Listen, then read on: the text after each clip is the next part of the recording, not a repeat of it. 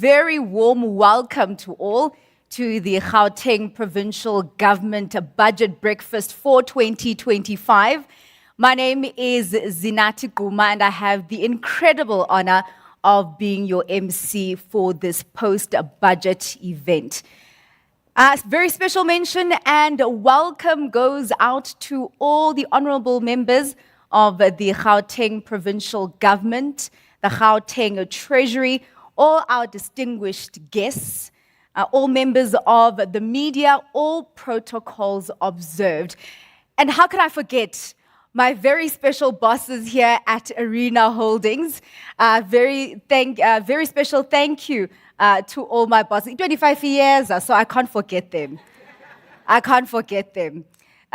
So we do appreciate also the presence of our audience right here in this venue. We also do have our audience that joins us virtually and the audience that is watching at home on TV. We are doing a live broadcast of this event on Business Day TV channel 412. And just a note for our online audience, there is a chat box where you can interact with us throughout the event. You can also field your questions as we will be having a Q&A session with MEC Lebogang Maile later on. Now, we've had 24 hours to digest the Gauteng provincial budget. And today we will have the opportunity to engage Honorable Gauteng MEC for Finance and Economic Development, Lebogang Maile, on the key allocations and how the budget will come to life. Of course, it is well documented that the backdrop of this budget is characterized by major shifts in global economic policy, deafening international political noise, a blended family of domestic political leadership, South Africa's own subdued economic growth, and the role of South Africa to advance the African growth agenda. And let's not forget that this provincial budget comes on the heels of the national budget that experienced a bumpy road to being tabled, where we do still have disagreements and a cloud of uncertainty still hanging over it. So we will be getting insight on how the economic hub of the country plans to manage its purse as it builds growth while navigating these factors that I have mentioned. Now, before we get to the detail and dissection of the budget, as I mentioned, we are being hosted by Arena Holdings, and so I'd like to call on stage Nwabisa Makunga, the MD for News and Media at Arena Holdings. Please do join me on stage.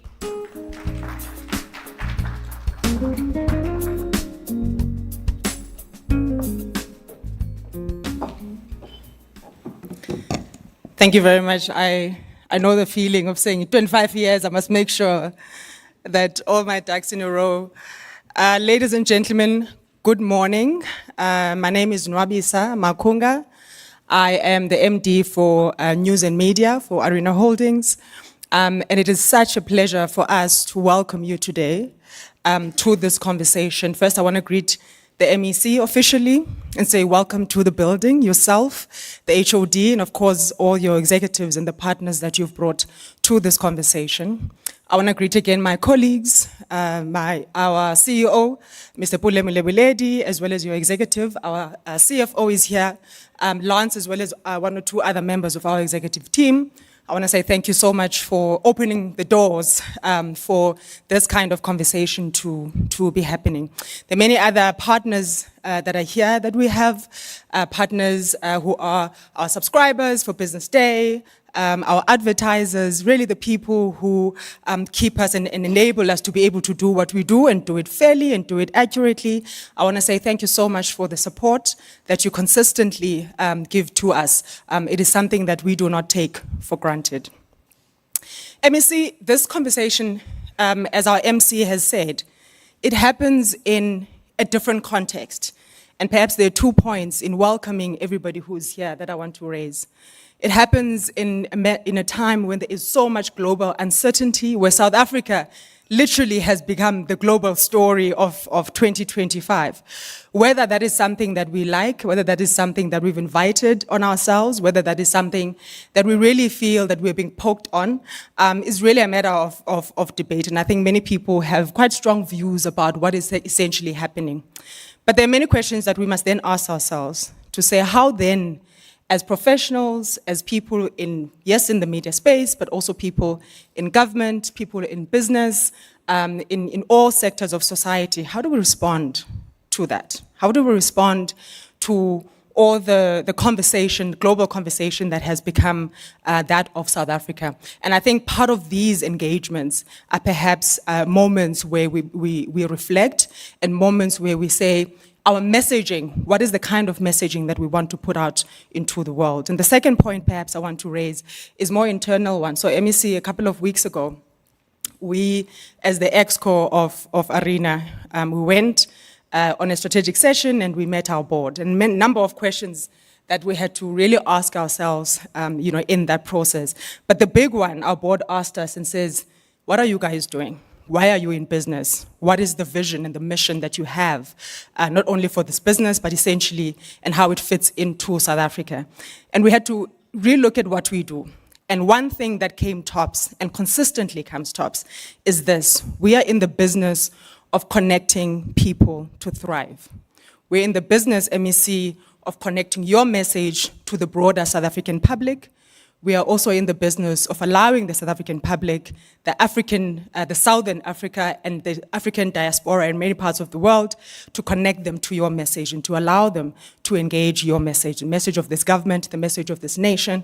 And really what we are trying to do is create platforms of constructive engagement. Whether we do it in a format like this, whether we do it on the pages of Business Day, of the Sunday Times, whether we do it in the context of our entertainment business, but essentially we are in the business of connecting people to thrive. And so today, this is just one of the things that we do, where we get together in a room and we ask ourselves certain questions and we listen to yourselves and we put out these messages to South Africa for them to engage with it. So we want to say thank you so much for affording us the opportunity. Thank you so much for partnering with us in this work. And we really wish and hope that we will have constructive conversations, in particular in the pressured environments that we find ourselves in. So ladies and gentlemen, please enjoy yourselves, and thank you so much for joining us.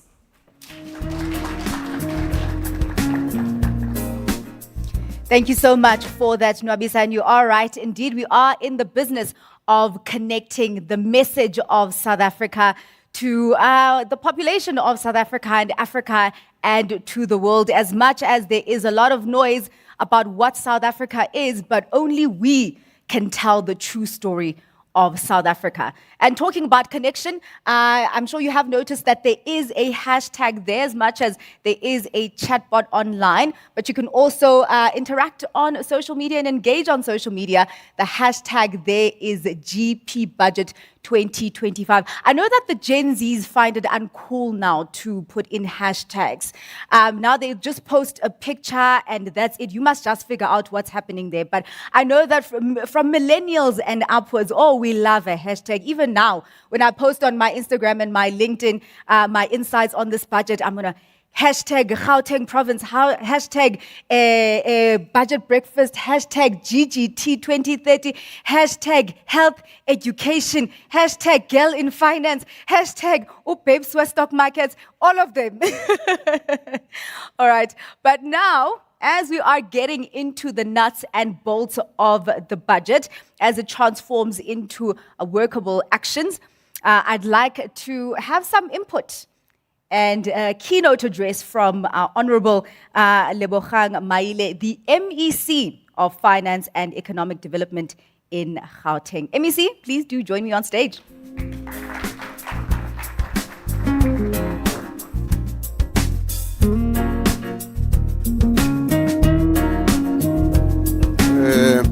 Thank you very much, Program Director, as Nati.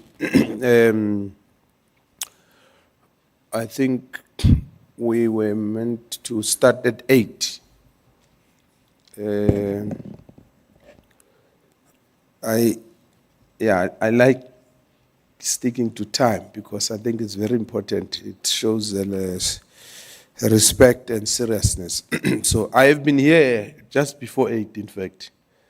And I was just telling my guys, because one of them said, no, I must stay in the car because you are not ready. And then after some time, I had thought that, no, maybe if you're not ready, I'm leaving because I have a next appointment at 10. So I asked, why are we waiting? They're saying, no, we thought you are on the phone because you have an interview and all that. So you can imagine the frustration, and maybe the irritation, because I thought by now we would be in the middle of the discussions. So let me apologize because I know that my next appointment is at 10. And you can imagine if I was to tell them the same story.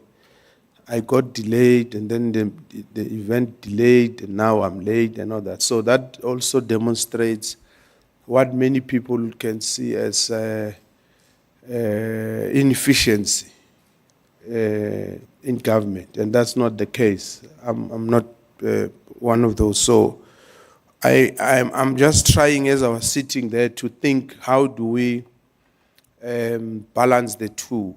I get to my next appointment on time, and we also don't compromise the quality of the discussions. Having said that, don't panic, Program Director. We will make a plan. Let me also acknowledge the Managing Director of News, and I think the Managing Director and the CFO of the group, and our head of department, the CEOs and the senior managers who are here today, business leaders, members of the academia, members of the media, ladies and gentlemen. Yesterday we delivered the first budget of the Gauteng Provincial Government 7th Administration. Well, Gauteng-led, it's ANC-led, yes, because the Gauteng government, it's a very strange one. You've got other parties, but it's still a minority government. The good thing about it is that it's able to pass its budget. So we are able to find each other in the midst of that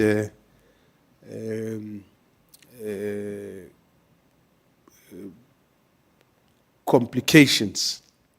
So we presented this budget, and this budget for the next 3 years, it's about 527 billion. In this first year, it's about 171 billion. There are a lot of things we are trying to achieve. Of course, efficiency is one of those. We want to also make sure that there is impact in the investments that we make. We are all the citizens of Gauteng, and we all have different experiences with either a municipality or government, and that's why we are still talking about robots that are not working, potholes, and in fact, there's a journalist who asked me a direct question yesterday. Says, you have presented the budget, but will the citizens see robots working overnight now that there's a budget? Are the robots going to work and all that? But we will delve into that in our discussion. And I said, yes, they will. But you must understand, and sometimes we don't spend time to have this appreciation that there are different spheres of government, different spheres of government with different responsibilities. And those who crafted the constitution were clear that they want certain things to be done at a certain level. Unfortunately, they did not foresee a South Africa with a coalition government after 94, because they thought that you'll have one government that will govern one party that will govern for the longest of time or forever, if possible. In fact, one former president even spoke about Jesus coming back and all that. Perhaps Jesus is with us now. So there are also those complexities which I think we must appreciate. And discussions like these helps us to get into the details of such discussions. The good thing about our constitution is that it has got the checks and balances. So the constitution expects government at the national level to be checked by parliament, and it expects parliaments to be checked by the judiciary. I don't know who checks the judiciary, but in the beginning of the appointment of the judiciary, you've got the JSE. So you can argue that everybody, there's checks and balances. And then the national government must check on the provincial government. That's why the national government has authority in terms of the constitution to can put a province under administration. It's called Section 100. And then the provincial government has got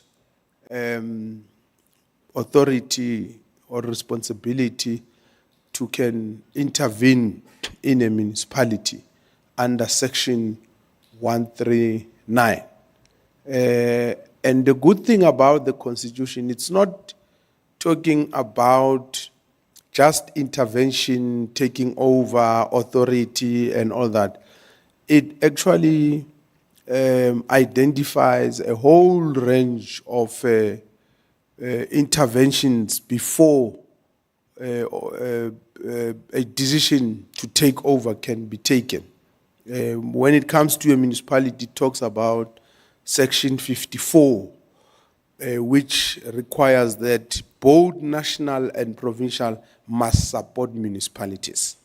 A lot of us knows of Section 139, but even in that Section 139, it talks about Section Section 139(1), yes, because the Section 139 has got about 7 different sections.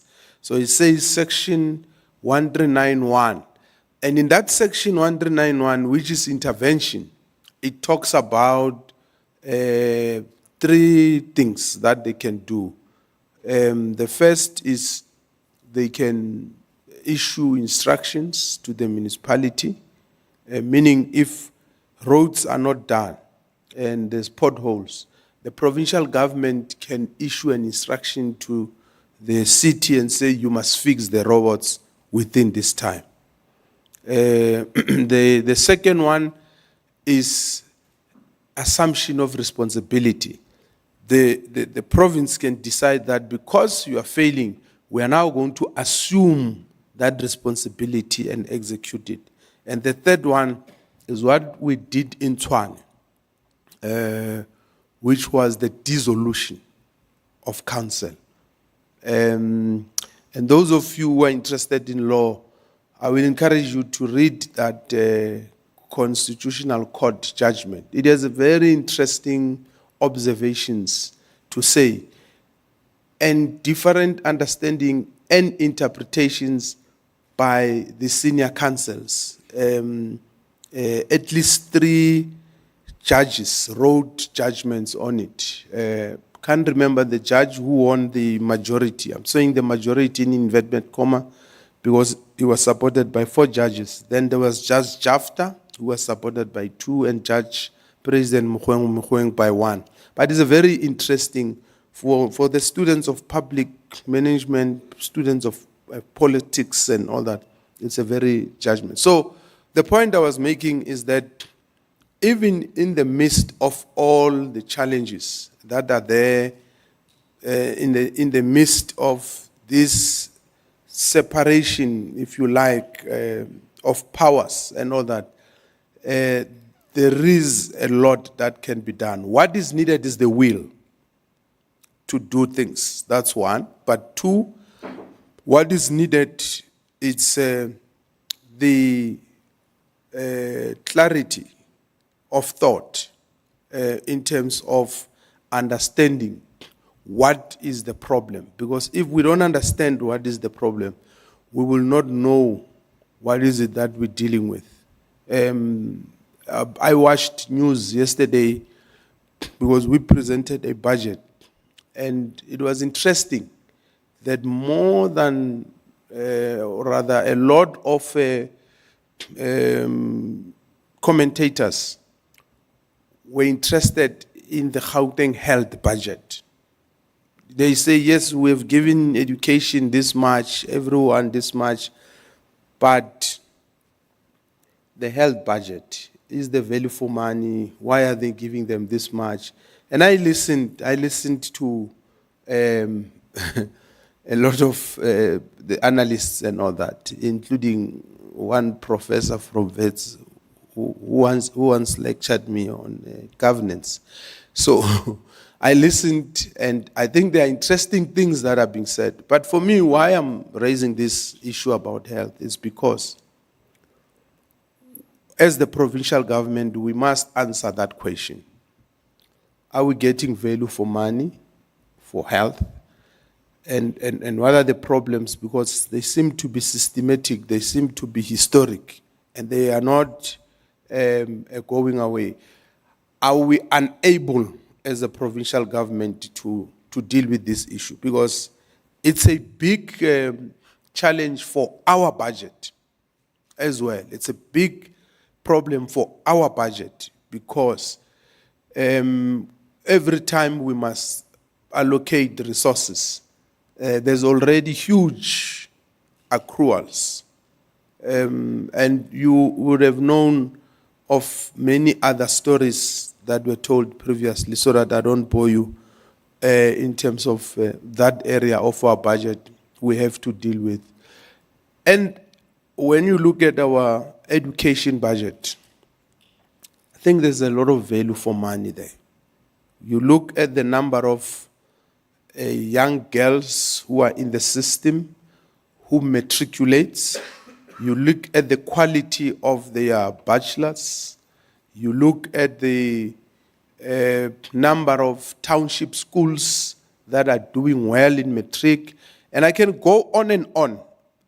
And that's one area where I can argue without fear without fear of any contradiction that we are getting to a greater extent value for money. But it doesn't mean there are no problems. And why are there problems in health? In education. One of the biggest areas is the in-migration. Every year we've got 230,000 people coming to Gauteng. You have at least 50,000 learners looking for new schools. And that is why we spend at least R1 billion transporting kids who are living 5 kilometers away from schools. Someone will ask, why are you doing that? Why are you not building schools and all that? So there's a whole range of, and then we've got kids who are from extremely poor families. You see, the kids who are in those schools are also a reflection and a mirror of the conditions of our society. As you know, our society is facing great problems. We've got an issue nationally now. The budget has not yet been passed because of the VAT and what the minister is trying to do. By the way, we are part of those discussions as provinces with the Minister of Finance. And the minister has explained that we are paying about 390 billion now. It's going to up to about 450 billion servicing the debt. And we've got two options: to either borrow more, and if you borrow more, as you know, the debt to GDP ratio is hovering around what, 6 to 7 trillion rands. So borrow more for consumption, or what other avenues do you look at? So I'm not the Minister of Finance. I'm not pretending to be one. So the Minister of Finance will have to find this balance. And we have contributed, and we've got our views as well on how this must be managed. But I can assure you, borrowing more is certainly not an option. At the point we are in, we need to stabilize that debt, we need to reduce it, and we need to reboot the economy. It means we need to get more money to invest in infrastructure. And this is my parting shot, because I see I've spoken a long. You didn't tell me how much time I must speak, and I don't have a speech. But I think that in the Gauteng context, one of the things we are serious about is the rebuilding of the Gauteng economy. The president has spoken about a 3% target for growth. Our economy in Gauteng is estimated to grow by 2% next year or so. If Gauteng can't grow at 3%, there is no way that national will get to 3%. So Gauteng must grow at the minimum of 3% or even higher. So we will conveniently use 3% as a base, because things are not going well and all that. But I'm confident that we can go beyond 3%. We just need to be clear on what is it that needs to be done. We can't be talking about beneficiation forever, but you also can't talk about beneficiation if your story is not sealed, then it's not clear on the issue of energy. Not just the reliability and availability, even the cost.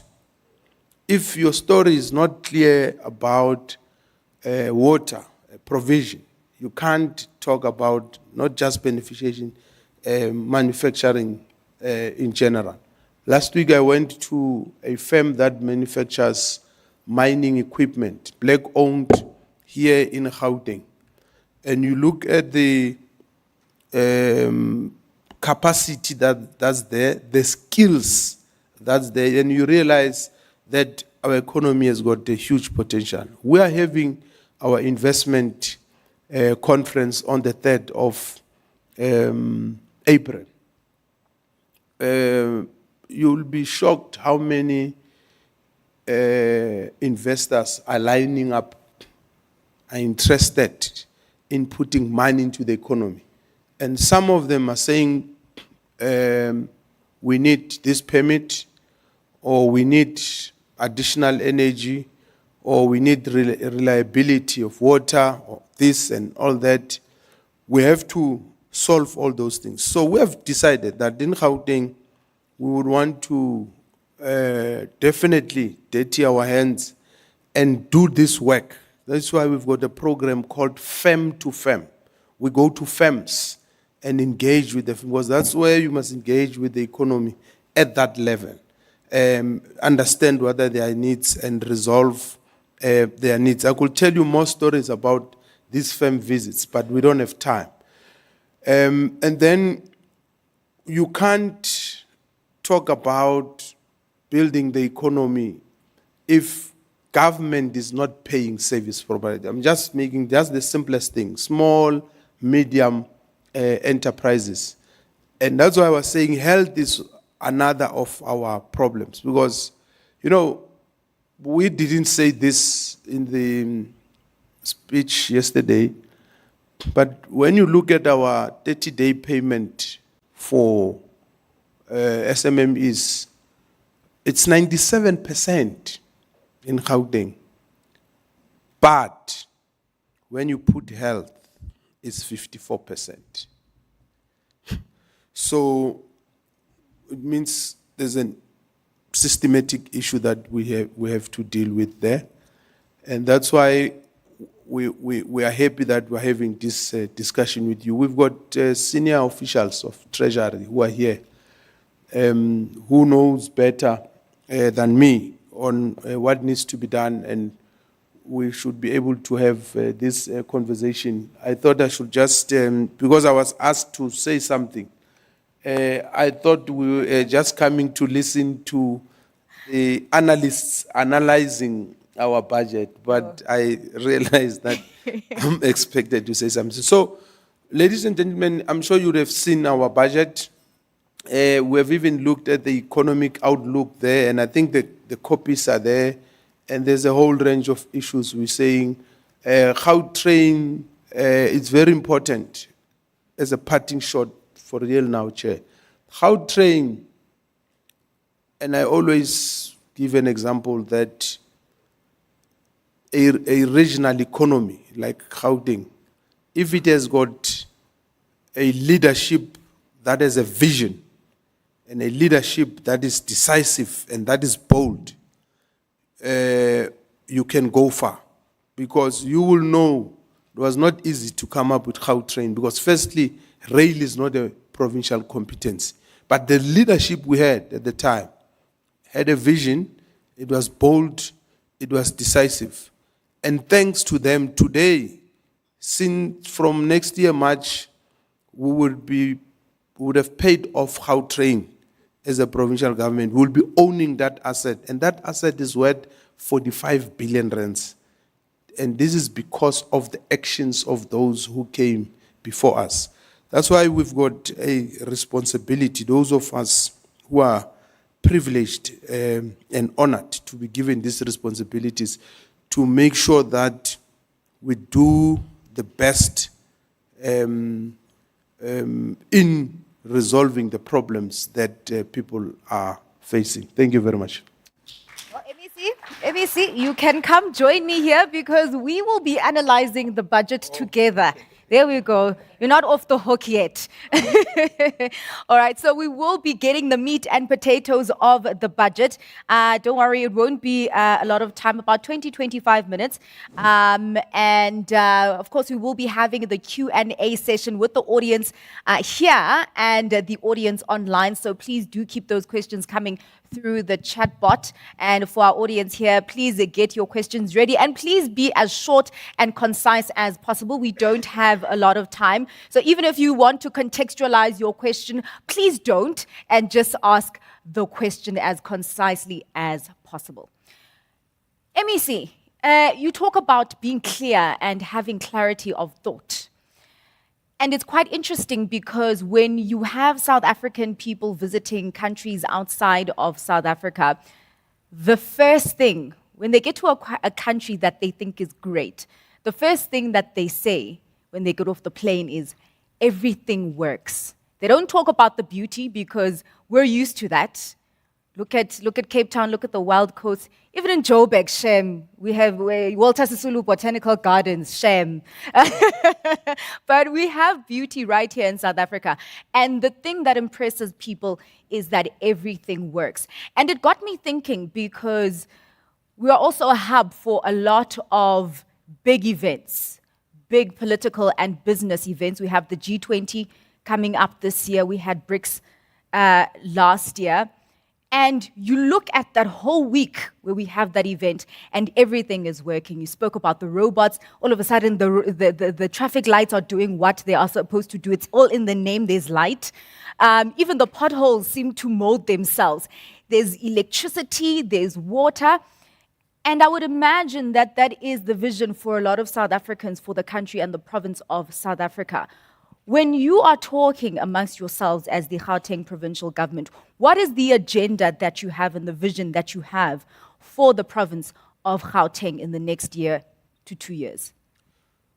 No, thank you very much. I think the first thing is that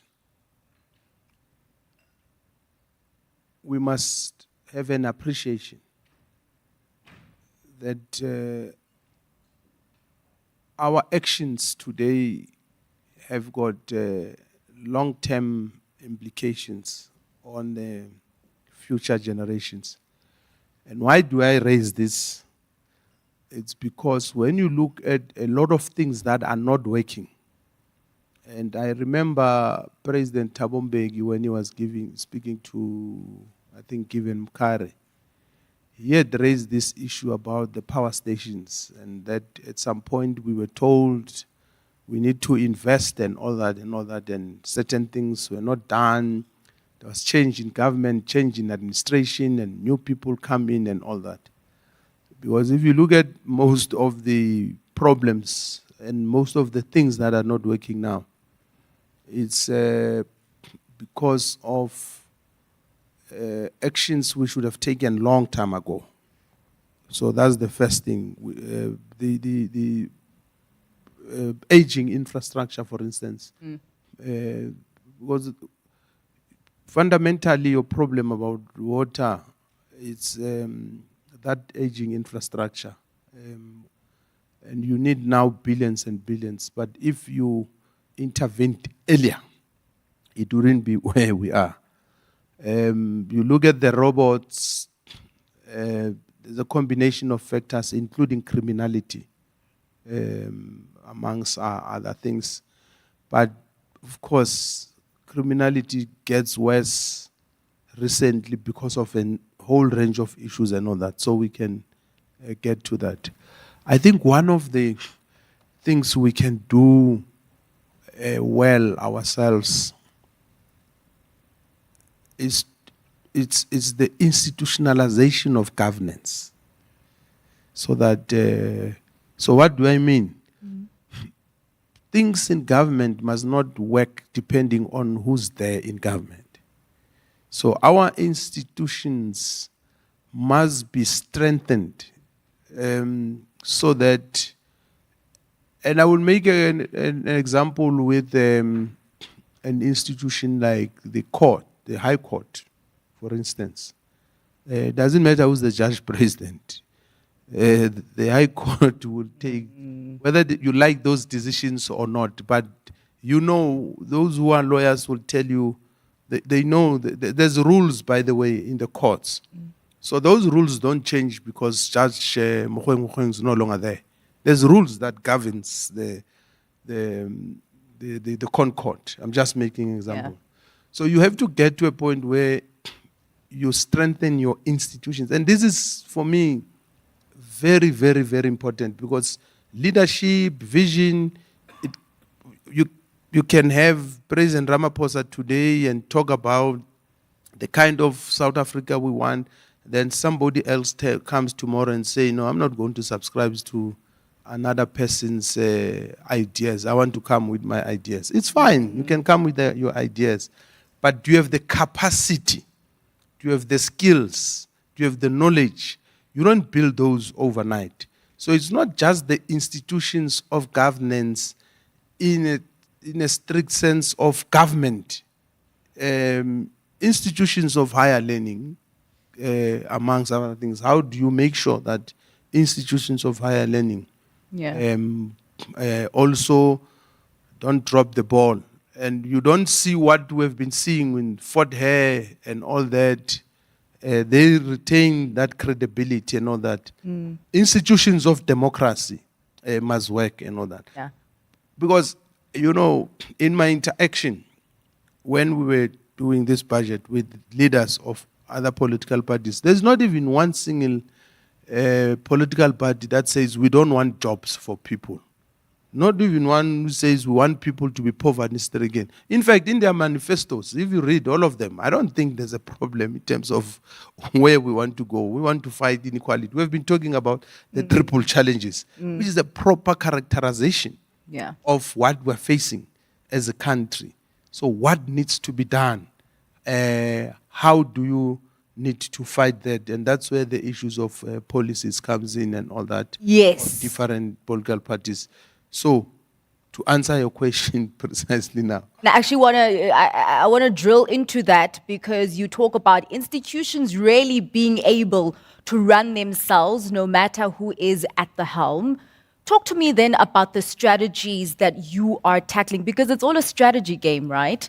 Talk to me about the strategies then that you are implementing in this 7th provincial administration to ensure that at least you have laid a foundation of institutions being able to run themselves. Well, I think we're starting by just conceptualizing them and say what kind of systems you have. I want to give you an example. When it comes to the payment of services, of invoices. Yeah. I was saying to the Treasury team, a few years ago, we announced something called an ombudsman. So who is that person? We don't have that person. And by that person, I don't mean, I mean the institution. So we need to have an ombudsman who's properly given powers by the Executive Council, who must put systems in place, who must have capacity, so that everybody who's owed by government, it doesn't matter who's the MEC, who's the premier, and all that. Once that ombudsman has made a determination that this invoice must be paid, Treasury, and it doesn't matter who's the MEC or finance then or whoever, this institution is there. Like you go to the public protector or whatever. So we are also working on building some of those, but you know, we don't want to reinvent the wheel, because one of the other weaknesses in the last few years is that for every problem you establish a commission, a structure and all that. So you must balance and not fall into that trap. Yeah. The second thing you do is consolidating and strengthening the relations we have with the existing institutions. The public protector has got systems, they can help you, the Human Rights Commission and all other institutions. But thirdly is to ensure that you work with all our tertiary institutions and research institutions, because in Gauteng we're endowed with a lot of those, and I don't think we utilize them effectively.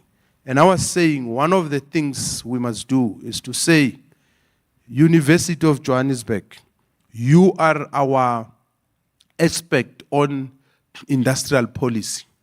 University of Wits, you are our experts on digital economy. University of this, you are experts on this and all that and all that. So this is institutionalized, and across the province, you know, you are working with everybody, and this becomes everybody's a business. With our infrastructure investment conference, for instance, we are working with Gibbs. And Gibbs said to us, this is how the program must look. We engaged with them. They even suggested who you must bring as speakers and all that. And we say, no, we want this one. They say, no, we have a better relationship with Adrian Gore, for instance. We will bring Adrian Gore. So that's the value you can derive as government when you have an appreciation of how, and you'll be able, out of that, by the way, because you asked me about our vision. Someone is saying, but this guy, what is he talking about? What is your vision of Gauteng? Obviously, we want to build an economy that is what I'll call an economy of the future, which is competitive, Yes. economy which, of course, our economy is diversified, but it's to ensure that it's further diversified, ensure that our economy grow. Because what is important is it must grow. How are you going to make it grow? That's another discussion. So that's why we are presenting an economic development plan for the investment conference. So we said when the premier speaks there, he must not speak about a lot of things. Everything under the sun, robots are not working there. No, he has said that in the state of the province. People have heard that. Now people want to hear, what is the vision? How are you taking the economy forward? Yeah. So we are saying we are going to take our economy forward. This is how we have identified the different sectors. So we're putting our regions in different corridors. Yeah. We want to enhance these sectors. And we'll identify them. We want to industrialize. And what is it that we need to achieve all this? We want to deal with issues of skills. How are we going to do it? And in that economic plan, which we will be unveiling on the 3rd of April, that's what we will be articulating and saying this is our vision. But the vision we have is a Gauteng that is peaceful, Yeah. that is safe, a Gauteng where people can come, work, and where there's a lot of opportunities, irrespective of gender, irrespective of color, irrespective of age, and a Gauteng that can compete with the rest of the continent, and a Gauteng that must grow its GDP, because I've been saying our GDP has been sitting at hovering around 33-35%, and we're always proud. We're the leading 33-35%, 33-35%. Why can't we get to 40? It's a tall order. We are saying we want to raise about 800 million for our investment conference. And some people think maybe we're crazy, because when you look at the size of the economy, it's just over 1.1 or so trillion rand. So we're basically saying we want to attract investment almost the size of our economy. Yeah. And we think we can do that. And why do we put that target? Is because we are clear we want to grow the GDP and take it to the next, to the 40s. It has been around. It will not happen in the next 2 years or 3 years. It will take a bit of time. But that's why I said the actions that we take today will determine the success of the failure of those who will come after us. Because those who came before us have today in Gauteng, we've got the automotive industry. We've never had those who know. It was a clear and deliberate investment by the Gauteng government. In fact, at the time when Premier Mbazima Shilowa was premier, they were criticized that government is taking money and giving to the private sector. Look at the automotive industry today. So you need a government that is going to be bold. That's what I'm saying. Yeah. Decisive. Take this money, put it. When we built Gautrain, they said it's a waste of money, it's for the elites and all that.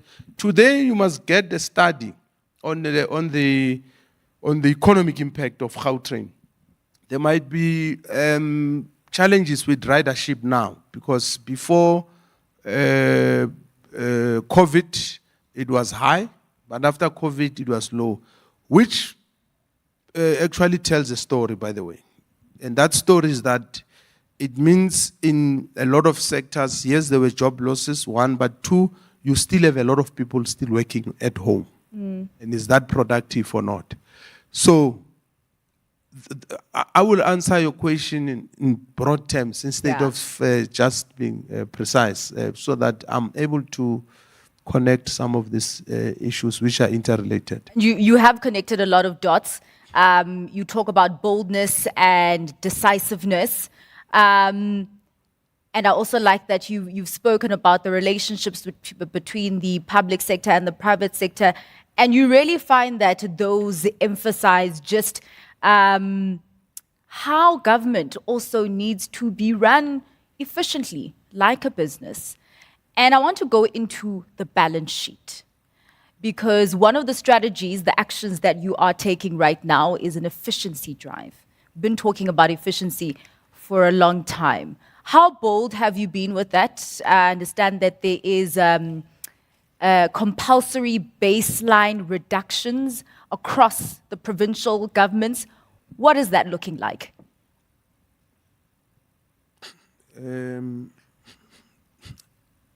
I'm just trying to think, because there's someone was asking me this question and they were saying, no, you have cut. I said, yes, I said, no, we have cut baseline, but we have not compromised service delivery. And that is always the question. Exactly. Yeah. And this person was saying, no, it's not possible. You can't cut and not compromise service delivery. I said, but it's possible, because kids are still going to school, they're still getting food at school. We spend R1 billion. Those who are living 5 kilometers away from their schools, we're still giving them transport. When you go to our hospitals, you'll get medicine.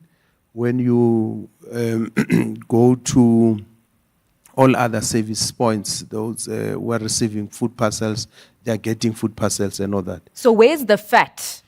Well, it's not the fat. It's not the fat. It's what do I call it? Let me call it doing more with less.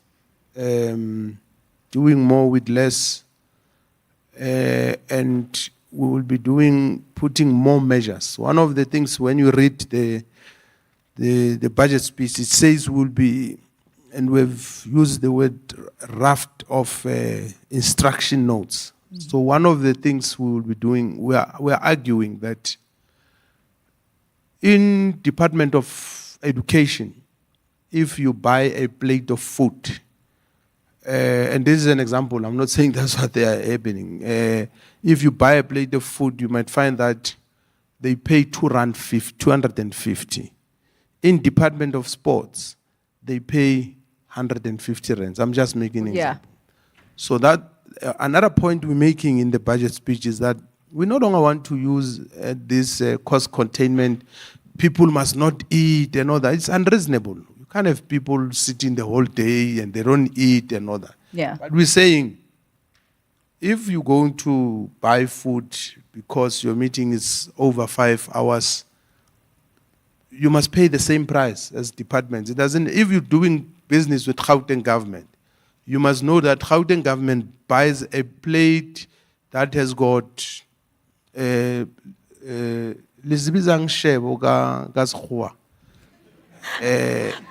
some of these things you got. Protein, oh yeah. Not protein, right? Is share. So protein, if you've got so many proteins, 2 or 3 or whatever, you pay this much. So it's standardized and it's market related, it's reasonable.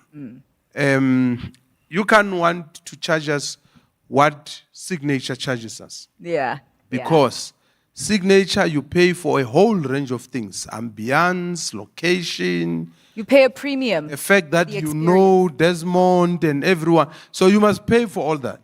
But in government, you can't. So that's one of the things. But the second thing we're saying is that there are what I call evergreen contracts. And some of you, Pat, who are in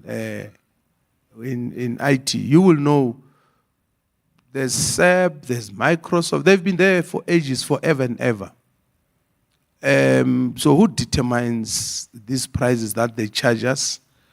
At what point do we review them and all that? So what we are doing is to say we want to raise revenue, increase our revenue, and there are various ways we're going to do it. So when we cut now, we started with what we call the compensation of employees, so that it means they can't hire more, but it doesn't mean they don't need more.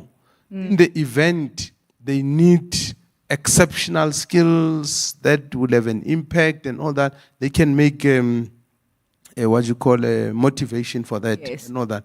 But we will get to a point where we are fine. But anyway, as a matter of principle, we want to keep our personnel cost below 60%. Yeah. Because we want more government money to go into services and not into a salary. So it's not a very easy task, and that's why I understand fully, and I agree in most cases with the Minister of Finance, because it's not easy to put together a budget. You know, And actually, things have gotten harder and more urgent in terms of revenue that you need to collect, because I understand that there is growing pressure in terms of liquidity.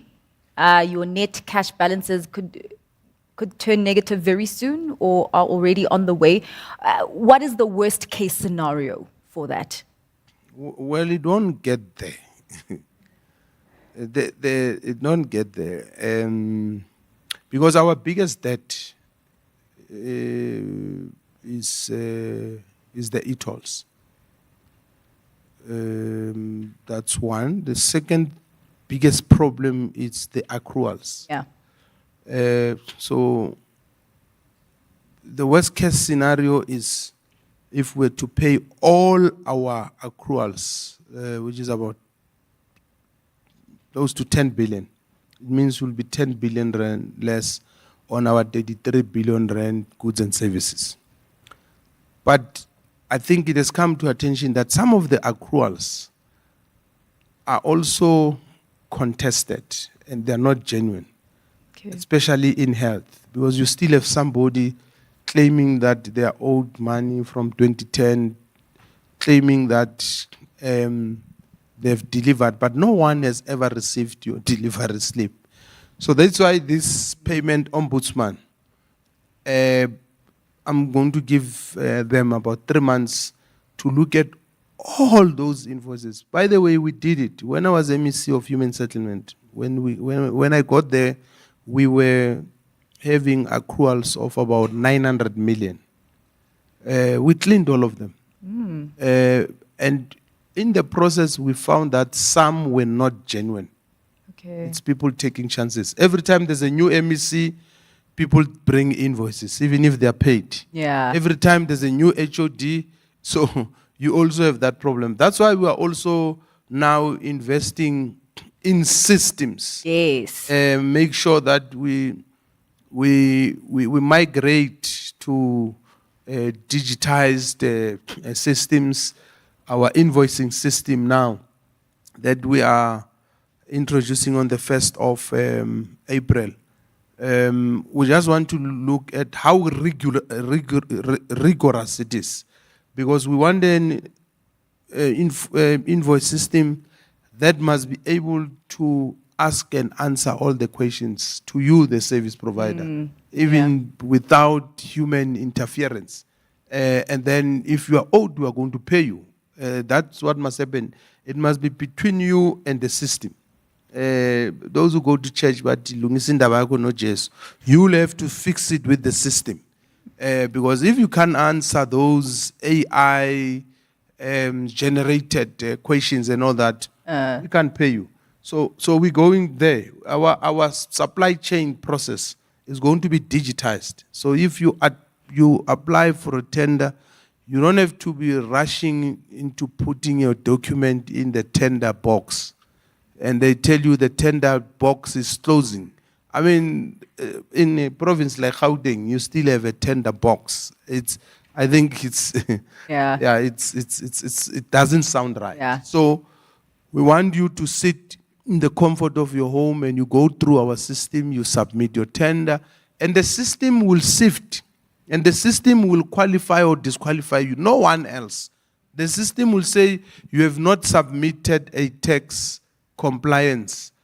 if you have not submitted it and the system picks it up, it's done. You don't have to come and talk to the MEC and say, hey, you know, I think these people took out my thing and all that. And I think we will live in peace in these malls. And that's why you need to say please. You need to learn to say please to AI so that the Yes. robots are nice to you when Exactly. they take over. Yeah. All right. We have come to the end of our chat. I did promise you a Q&A session. We do have some questions that have come through online, but I want to start off. We have about 15 minutes. Please be concise and short in your questions to the MEC. MEC, also, you have a 10 o'clock as well, so please keep it concise as well in your answering. I think there is a mic. If you could please put your hands up. Yes, there we go. There's a hand over there. And you can just state your name and your question. And there's the clock, MEC. Thank you. Thank you very much, everybody. Thank you, MEC, for hosting us today. I think you were incredibly clear on many matters. I would like to respectfully rebut you that Section 1, founding values of the Constitution, say that we should call for a multi-party system of governance. Section 46(1)(d) of the Constitution then says that that should result in general and proportional representation. So I think somewhere along the line, it should have been predicted that coalitions were going to happen. But my question, very brief as it may be, MEC, your budget speech emphasized that Gauteng remains the economic hub of South Africa. You're absolutely correct. If Gauteng doesn't grow by 3 to 5%, national won't. But private sector-driven economic development only receives 1.6 billion rands, compared to 69.6 billion rand for education, 66 billion for health. So how does your administration justify such a low allocation for economic development when economic growth is key to funding these essential services in the long run? And lastly, I consider myself at 25 years old a member of the largest portion of the population, the youth, and I think no matter how good the budget is, there is always going to be a trust deficit between young people and public institutions. And that trust deficit could lead to despair, and despair could lead to dissidency. What's your message to the young people of Gauteng, MEC? Thank you. Thank you very much. I would like to have a discussion with you on the Constitution. By the way, my dissertation is on that. Thank you very much. Not now. I'm saying we can do that. Because we don't have time. I didn't state my name. Ismail Joseph, Manager, Constitutional Advancement, FW, the Clerk Foundation. Thank you. Yes, I would like us to have a further. What does multi-party mean, proportional system mean, and coalition? Those are, but I don't want us to bother the audience. We will have that discussion. You know, I always say the Department of Economic Development, which I'm also responsible for, their responsibility is to facilitate, is to coordinate, and to create a conducive environment. So I call their budget a facilitative budget. And in fact, they've facilitated multi-billion rand investments. If you go to one of the projects that were facilitated, Industrial Development Zone, this special economic zone in Tshwane, the Industrial Development Zone by the OR Tambo Airport. And in fact, just on Sunday, me and the Premier just clinched a deal with a potential investor. We are hopefully going to sign this week or next week about 2.5 billion through this budget of economic development. But also economic development is mainstreamed. It's not in the Department of Economic Development. When we build roads, there's economic activities there. When we build houses, when you look at all that. So allocating, and I heard one of the members of the legislature raising that issue, allocating 1.6 billion doesn't mean that our attitude towards economic development is that we don't take it serious. No, not at all. In fact, when you go through the budget, we demonstrate that we have spent about 15.1 billion on SMMEs that are based in the townships and all that. But I understand that face value, someone says, but these guys are not serious about economic development. And I'm glad that society is alert. And you are saying, but you are not serious about economic development. Let me not belabor that point. I would want us to have a continuous discussion, one. But two,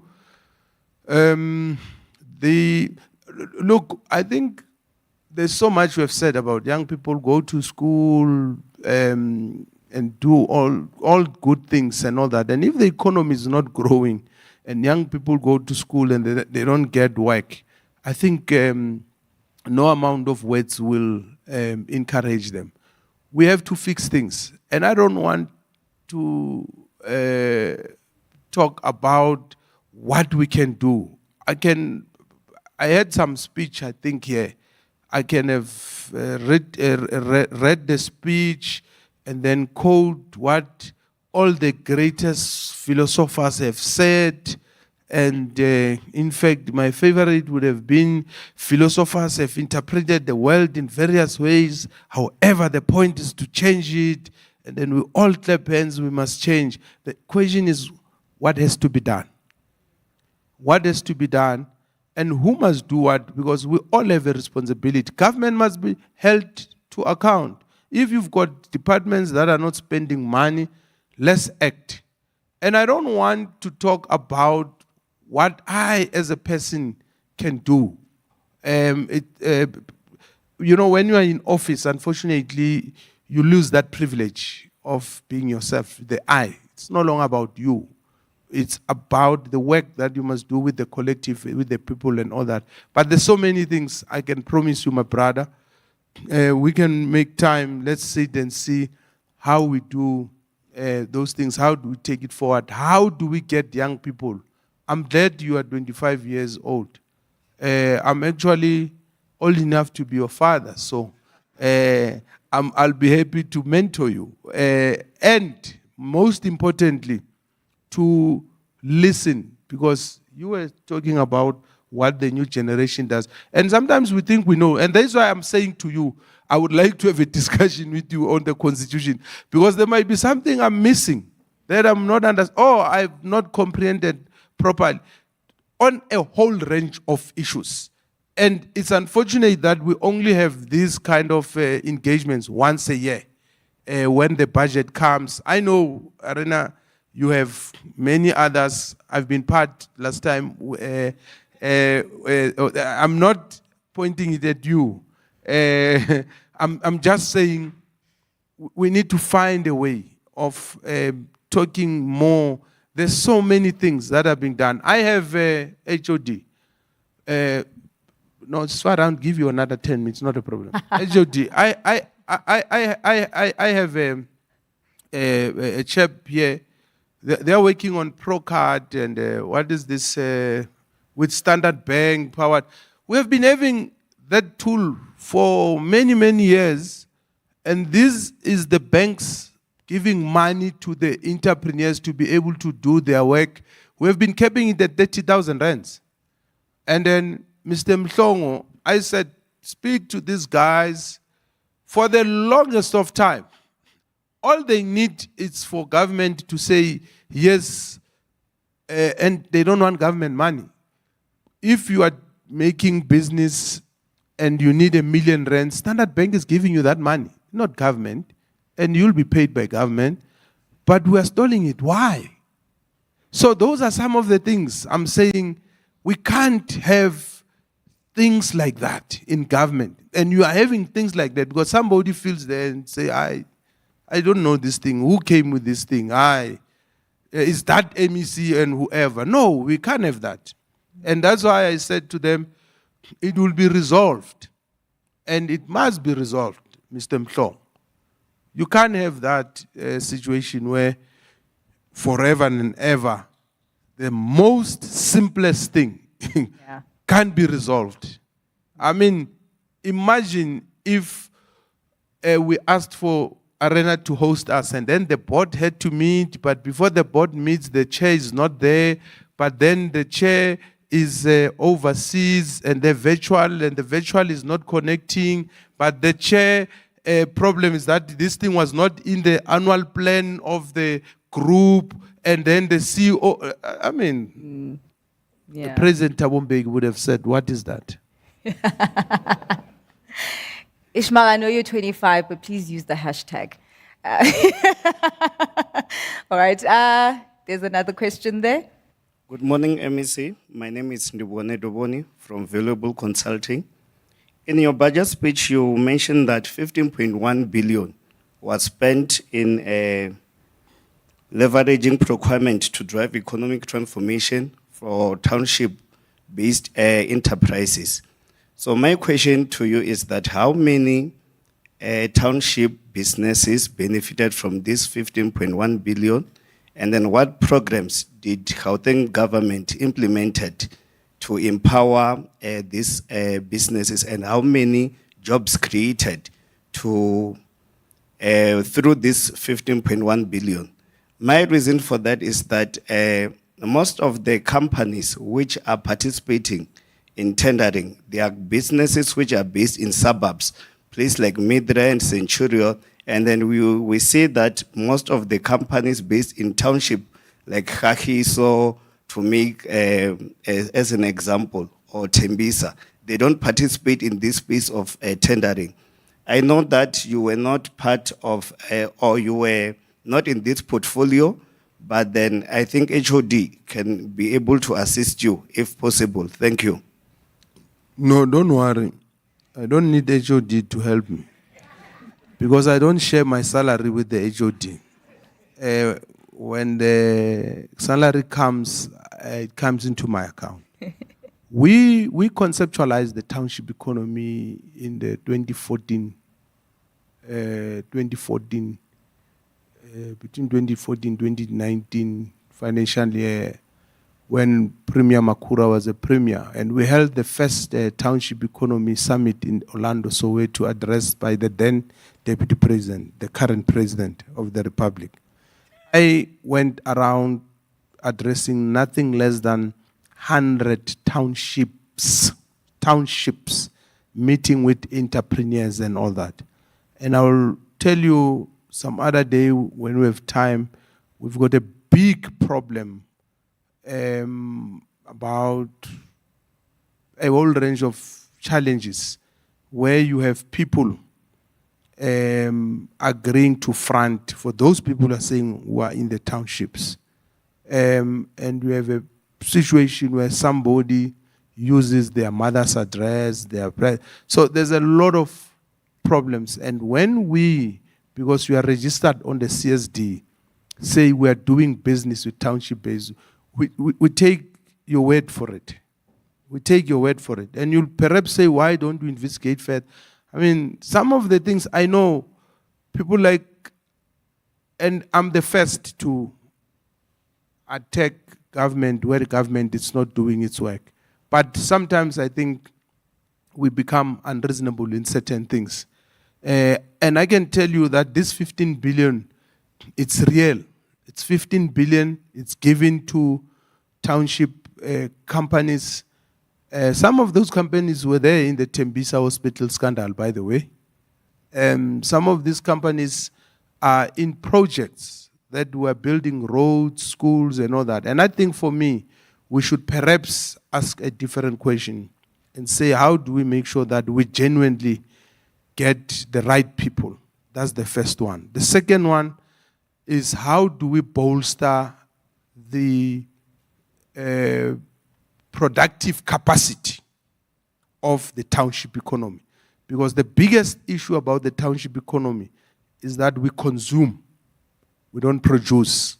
And that's why you've got a high concentration of these retailers going into the townships and giving people a raw deal. That's why you have had a problem of the spaza shops now. You'll be shocked if you look at the numbers, despite the fact government said, come forward and register. I didn't make an announcement on that budget speech, about townships in terms of the funding money and all that, because there's something we're working on. And one of the things I'm working on is because government does not have enough money. Coming back to that question about limited money for economic development. So I have set aside a certain amount. I want to go to the banks and say, this is a guarantee I want to give you, but I want you to make more money available for funding township enterprises. Those are some of the things we're doing. So you use that to facilitate that. Yesterday, we had a funding symposium, a first of its kind. Well, in the government, I don't say, but the way it was done. And someone was saying to me, you need to have more of this. And I said there, Saki, where's Saki? I said there, Saki as a meeting, yeah, but I don't know who's here from GEP. So I said to them, I would want us to now introduce a pitching booster element, which is something we did. You see, the other problem with government, my brother, is that when Lebogang leaves today, somebody comes and they say, no, I'm not Lebogang, I'm changing this thing. You know, I always make a joke that the problem with people with low self-esteem, when you give them positions, they want to prove themselves and do that. We had this thing long time ago, a pitching booster. You sit like this with entrepreneurs from townships and you ask them, they pitch their ideas. And there's a panel that has nothing to do with government or whatever. And they say, this pitching, we're going to give you 200,000 rands immediately. We had Township Entrepreneurship Awards. It was not just about an event. We said everyone who qualifies to be nominated, instantly we give you 200,000 or 300,000. You know how much money, what difference, how much difference, sorry, that money makes in an entrepreneur that is in a township. So those are some of the things I'm saying. Yes, we need to give money to the townships, but it's not just about the money, it's also about training them, skilling them, networks, market access, etc., etc.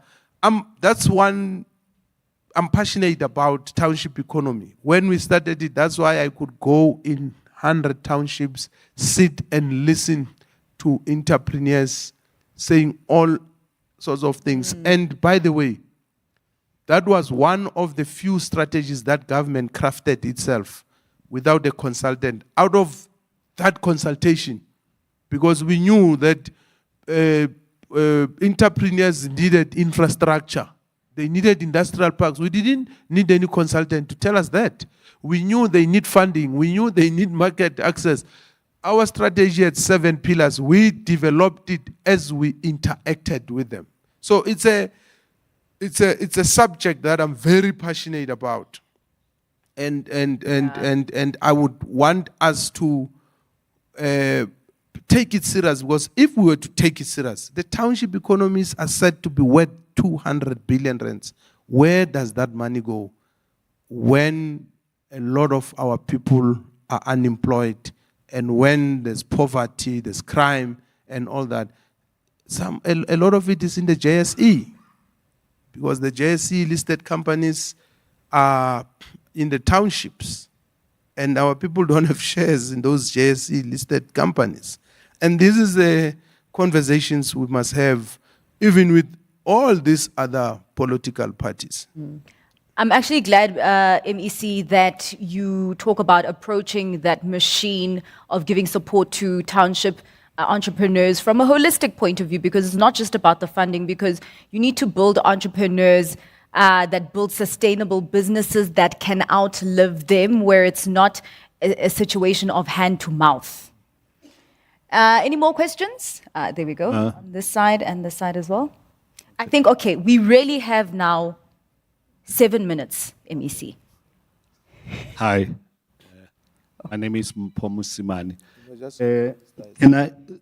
MEC, you saying your budget is 1.1 trillion. there's a newspaper report today that says the South Africa is businesses, non-financial businesses, are sitting with a cash pile of 1.4 trillion uninvested cash. And that, in fact, was 2.7 trillion 5 years ago. What are you doing to be able to, and I guess a large part of those businesses are Gauteng based, and they are not investing that money into the economy. You said you need 800 billion. I'm sure that money is there. What are you doing to be able to deal with that? I mean, to bring to ensure that those businesses invest in the economy. One. Two, this is not a question, it's a comment. And I think it's how you reform government. One of the things that is a gripe of mine is people not being responsive. When you're dealing with government in particular, it's just, I'll give you an example, a Gauteng department that we wrote an email, a proposal for. I got a response 15 months and 13 days and I even calculated the hours, about 6 hours from the time that I Name and shame. economic development. Yes. Yes. Yes. So Important. I was like, we had an investor who was from the US and all that. We came with a proposal and we requested a meeting. 15 months later, we got a response. And I was like, that is the malaise. That's where the problem is. I can tell you many government departments that just don't take their work seriously. People don't take their work seriously. And as a taxpayer, it pains me. I pay my taxes, and I have to tell people, but I pay your salary. What does it take to answer an email? If somebody has to answer an email 15 months later, that shows, that impacts on that 800 million that you want. Thank you very much. 800 billion. Yeah. I'll be interested in that. Though I was not there 15 months ago, but I want to make follow up on that. Where are people from economic development from my office? That's the other problem. They're supposed to be here because I want someone to take your details. And I'm interested to know what specific proposal is that. Or the HOD of sports. Is it yes? Yes, please, HOD, help us. I'm interested to know about that because my attitude is that I know sometimes everybody believes that their ideas are brilliant. By the way, I receive every day someone telling me, I've got a solution, we're going to solve employment, we're going to grow the economy. And what I do, I meet people once a week, I sit and I listen. And in most cases, it's people saying, if you can give me R1 trillion, I'll do that for you. I know that. And here I am waiting that my problems are solved. But I'm just saying in passing. But what are we going to do? As I've said, we must be practical about some of these things because they are not. I'll give you an example about an investor who wants to invest 6 billion here in the Johannesburg. I'm sorry, in Sandton. And their problem is how the municipality was dealing with whatever. I had to get the mayor and put the mayor with the investor and say, what is your issue? Mayor, who are we talking to? And all that. We had to do that. That's what we are doing. But that's not how government should work, unfortunately. It shouldn't work like that. Because once it works like that, it means the systems have collapsed. But in the meantime, to get that 800 billion, we're doing that whilst simultaneously fixing the system. Because we can't say, no, we're fixing the system, wait. And then, no. So we are practical with doing that. And anyway, just to fix the figures, the 1.23 trillion is the size of the Gauteng economy. Our budget is 171 this year, 527 billion in the next 3 years. So that, yeah, to fix that. But that's one of the things we're doing, and I can go into detail. But please give me those details, and I also want to understand that what proposal is it? Because if they can't help you, because your proposal, I'm saying with due respect, in inverted commas, doesn't make commercial sense for it. Because even in the bank, they tell you, we can't fund you because it's not in line with what you want to achieve, or your financials are not da-da-da-da. It's better because you know, instead of lowering your guard and expecting that you are going to be helped. And I agree that government has to be responsive. I went to Rwanda. In Rwanda, there's a policy called no wrong door policy. If you go to Department of Health and you want to register your child at school, they won't say this is Department of Health. They call it the no wrong door policy. I'm not sure how far we in South Africa with implementing a no wrong door policy. But I think we should work towards that. Yeah. All right. Well, we are taking one more question. Hi, my name is Zimasa Fabaza. There are a couple of comments, just briefly. I'll be very brief, I promise. I think that there's a lack of aggression and there's a lack of purpose with government when wanting to do things. I think from the people, not yourselves per se, but from the people who actually receive the budgets, there's just no urgency to want to do things. And I'll make a very simple example. I think 1 or 2 fiscal years back, the allocation for just cleansing services for Johannesburg was 4.4 billion rand. But for cleaning services, not traditional cleansing. And 4.4 billion rand. But the amount of tonnages of actual trash that was picked up was less than Durban and Cape Town. Now, that's a volume issue. There's clearly something that we're missing in terms of the efficiency of our rand and how far it goes. The other thing is that we're not speaking about is bureaucratic corruption. It's actually worse than political corruption, because the politicians, everybody's looking at them, but we're not looking at are the people that are actually in supply chain, the people that are in the logistics, in the management. They have created their own cohorts where they are working, and everybody knows this, but nobody wants to actually say this. Bureaucratic corruption will cripple this country if we're not certain of it. And we should look at possibly even ensuring that tenders below 2 million rand are automated, because it is an automated system anyways, and you're using people to do the check marks, because you know when you're going for a tender what you're going to be ultimately marked on. AI can do this. We don't need people below certain things. And then when they get big enough, let's have a conversation around what type of committees, when the AI has spat out who is likely to be eligible, should then start to be evaluated further. And finally, I think we need to bring back small businesses into Johannesburg specifically. You should treat Johannesburg CBD like it is a township. We need to get middle-class people back into there. We need to get service-based businesses back into there. We've had businesses that have gone back in there. We can make this competitive, and when you bring the businesses, you bring the people back into Johannesburg, the middle class, and then you'll start to have South Africans not cede their space and ultimately take back their cities, their country, their region, their provinces. Cheers.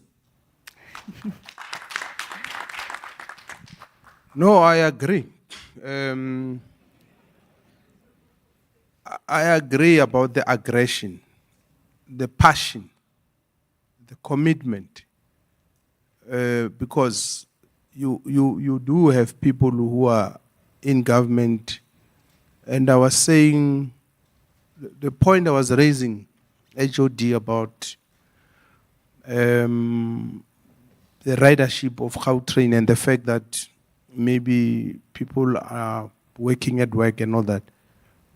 Just yesterday I was saying I want us to look at the Gauteng government departments. How many people are still working at home because of OHS and all that? It must be deliberate be decisive, this must be fixed, put money, everybody must go to work. And there has to be systems, because we are, there's no sense of urgency. And sometimes, and corruption is the big issue, by the way. Yeah. Let alone the stealing, the people that are stealing and all that. In most cases, how corrupt people work is that if they're not interested or if they're not going to benefit on something, they don't pursue it with vigor. So that's why service delivery does not happen. And sometimes, and that's why in Treasury, one of the things we said we're going to do now, we're not going to allow departments to willy-nilly cancel tenders.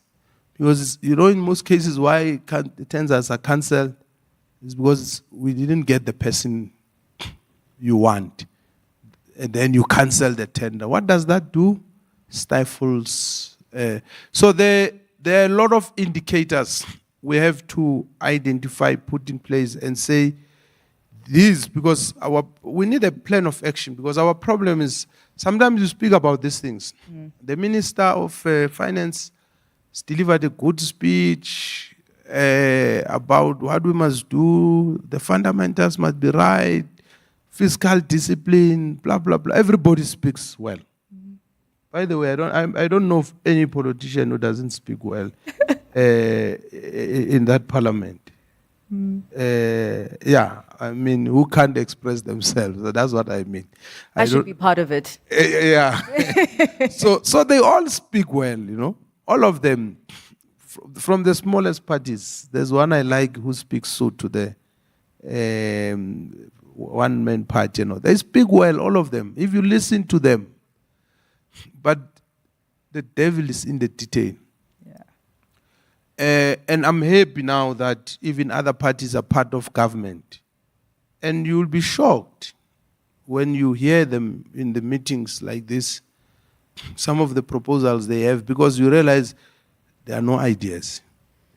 It is stuck. It's tough, guys. You hear this person saying, hey, you must not let's freeze the salary increments. Because genuinely the poor person doesn't understand. You freeze salary increments, but the cost of living is way too high. So there has to be a balance. That's not the solution. What is the solution? You must grow the economy. How are you going to grow the economy? I can tell you some of these things you are not opposed to, and I can't say bad things about our colleagues and all that. But I can tell you, it has helped that you now have government of national unity and everybody has an appreciation. When you sit and say, this is the situation, this is how governance works. It's not, when you're outside, it's like somebody who says, Sundowns, how can they be beaten by pirates? You don't understand the things that we do in that pitch as Orlando Pirates that are very magical, until you could get there.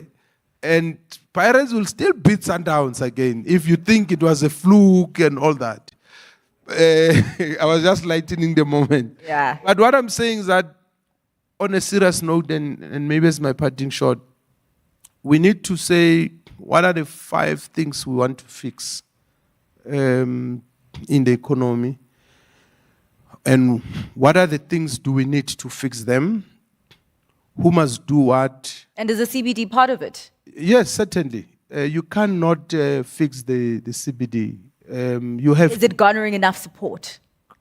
In fact, the work has started. It's not even about support. As we speak, there's 750 traffic wardens who are deployed there.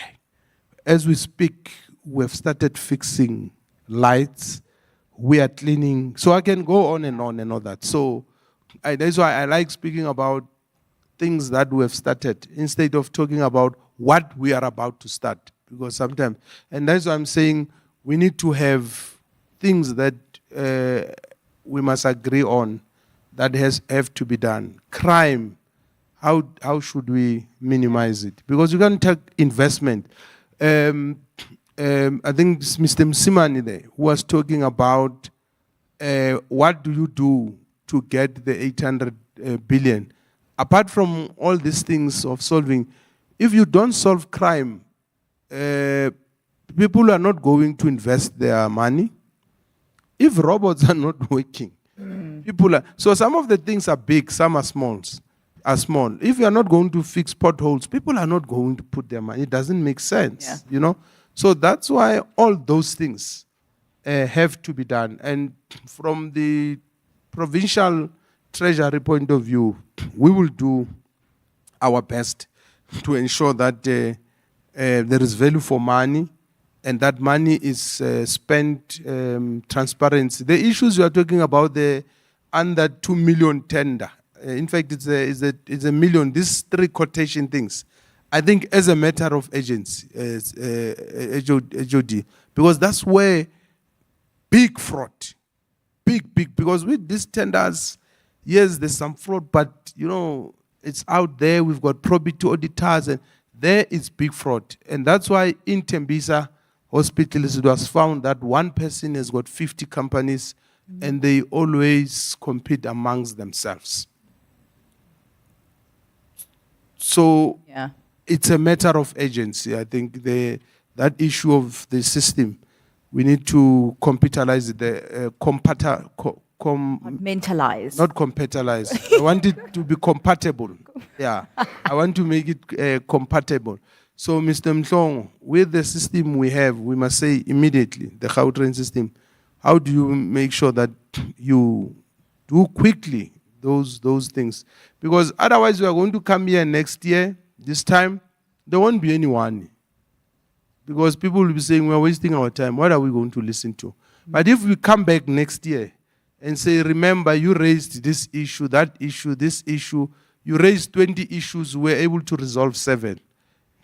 It might not be 50%, but at least Shem, you'll say, how Shem, Bayazam, 7. You know, we have not even gotten to that point where people but how Shem, Bayazam.